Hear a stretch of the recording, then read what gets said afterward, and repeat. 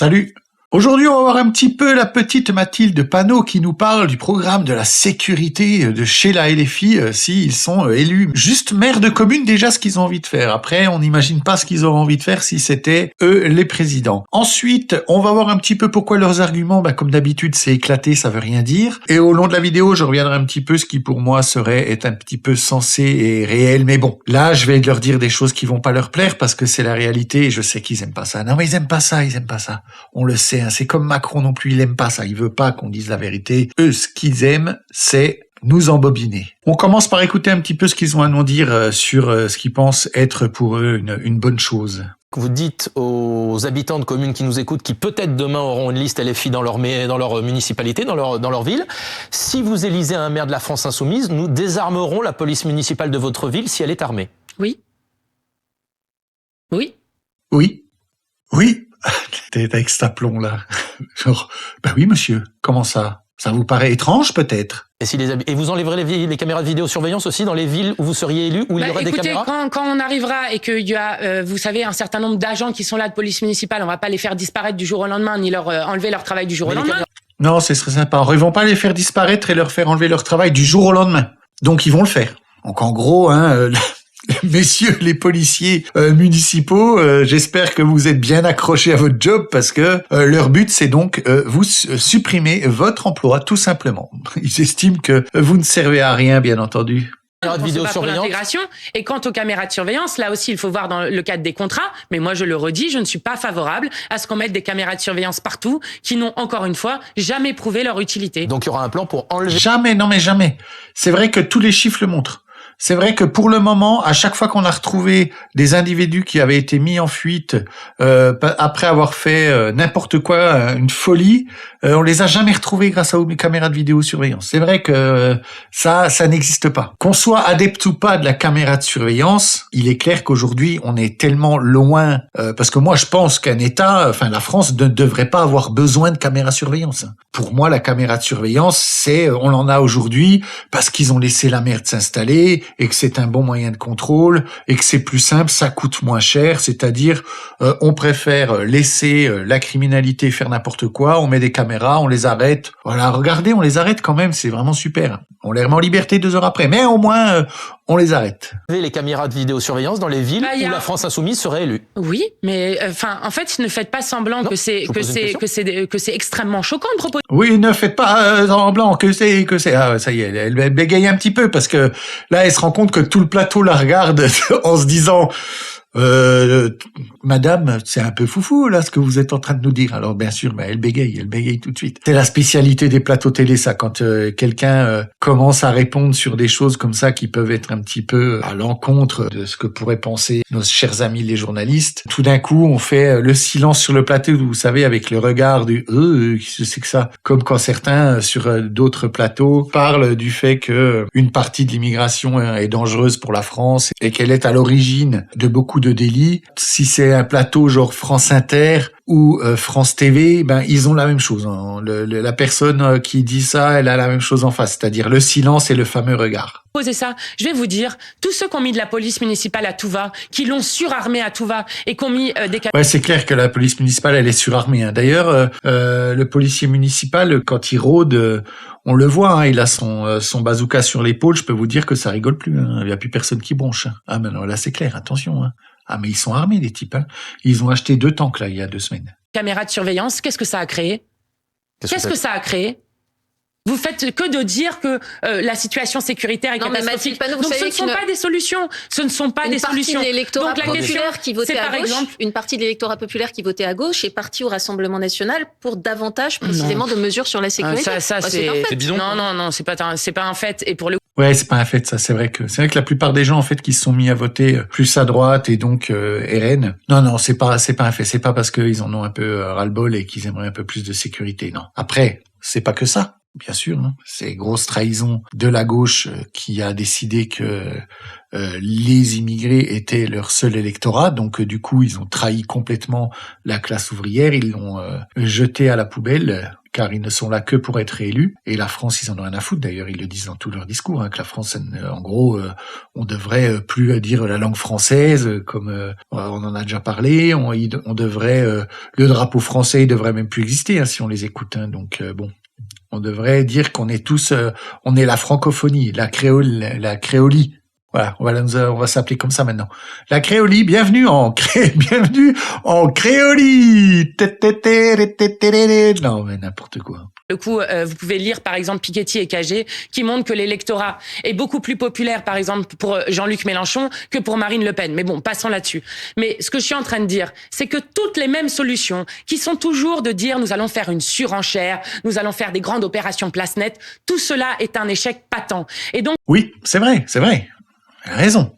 Elle a raison quand elle dit que quand on dit qu'on va faire place nette, tout ça, c'est un échec. Mais c'est un échec à cause de quoi, Madame Panot? Bah attendez, est-ce que ce serait pas parce que ça fait 45 ans qu'on bourre le crâne à tous nos juges à leur dire que ce sont des pauvres chouchous et que c'est à cause de la société et qu'on les remet en liberté?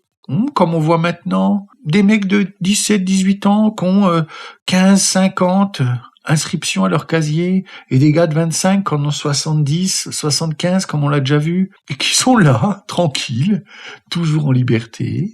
Et c'est ça en fait. Et c'est ça qui va pas, Madame Panot. C'est pas une question de problème que on l'a fait, ce que vous dites. Personne ne l'a fait. Personne n'a mis en place de vraies actions, en fait. Personne. Ça n'a encore jamais été fait. C'est-à-dire que quand tu fais quelque chose, il y a des conséquences à tes actes. On a retiré toutes les conséquences aux actes en France. Les seules conséquences qui restent, c'est pour les mecs qui bossent, qui, eux, payent leurs amendes, qui, eux, doivent payer absolument leur impôt à la seconde près, sinon on vient de fracasser ta porte pour te prendre ton fric. Voilà, là il y a de l'action. Par contre, les conséquences pour les psychopathes qui agressent tout le monde, qui sautent à pieds joints sur la tête des gars, là, comme par hasard, là il n'y a pas de sanction, il n'y a rien en fait.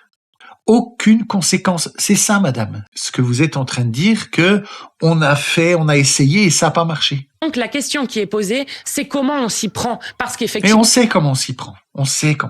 Allez, je vous laisse finir parce que je sens ce que vous allez nous répondre. Ça, on vous connaît. Tout le monde a le droit à la sûreté dans notre pays. Et par exemple, dans le droit à la sûreté, il y a la question de la prévention. Ouh, et ça y est. Ah ben, elle a lâché le mot, c'est ça qui est important.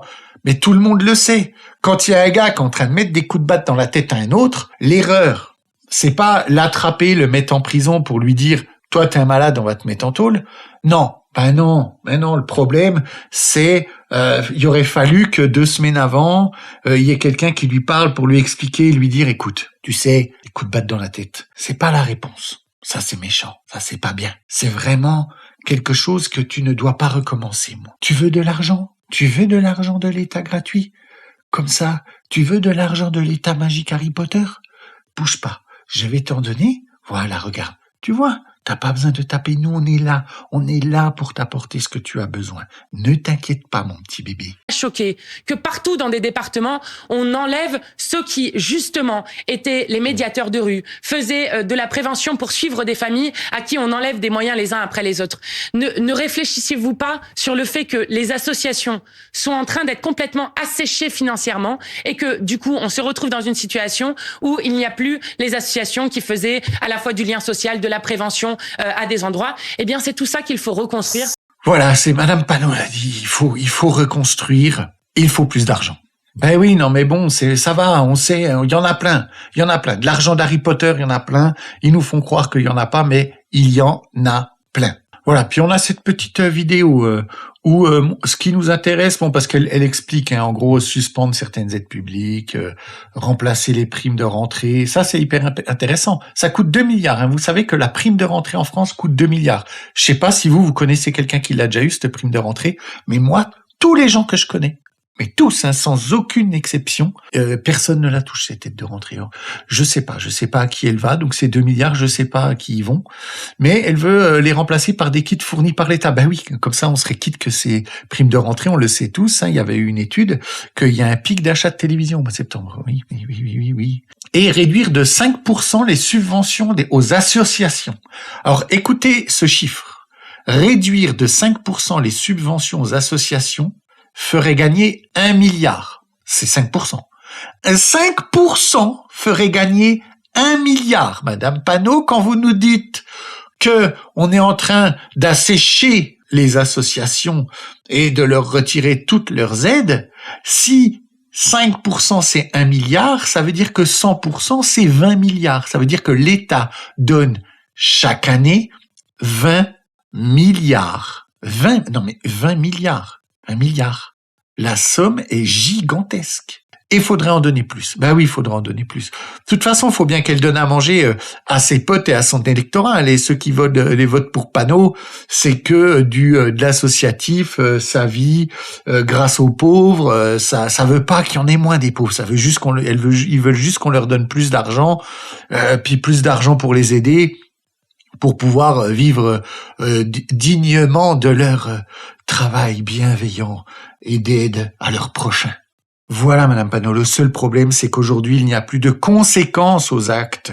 Regardez, on va prendre, pour finir, parce que on va terminer en beauté, parce que vous êtes fan de ce genre de personnage avec vos idées mortifères et diaboliques.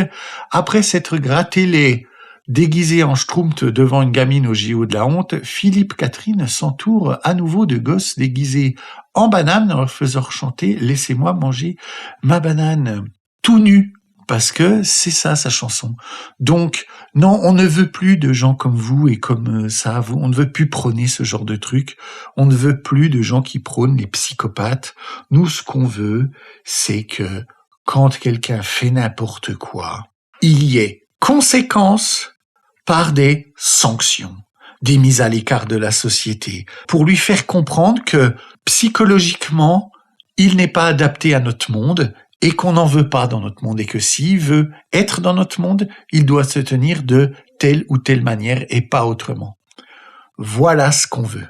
Voilà, n'hésitez pas à vous abonner, à mettre la petite cloche pour recevoir la petite notification qui vous dira « Il est 18h, la vidéo de notre ami 10 minutes l'actu est sortie ». Mettez un like, n'hésitez pas à partager cette vidéo. Dites-moi en commentaire si vous pensez qu'il faut, vous aussi, plus de conséquences et de sanctions à l'égard de ces criminels et moins de mecs comme lui. Je vous dis à tout bientôt. Des becs.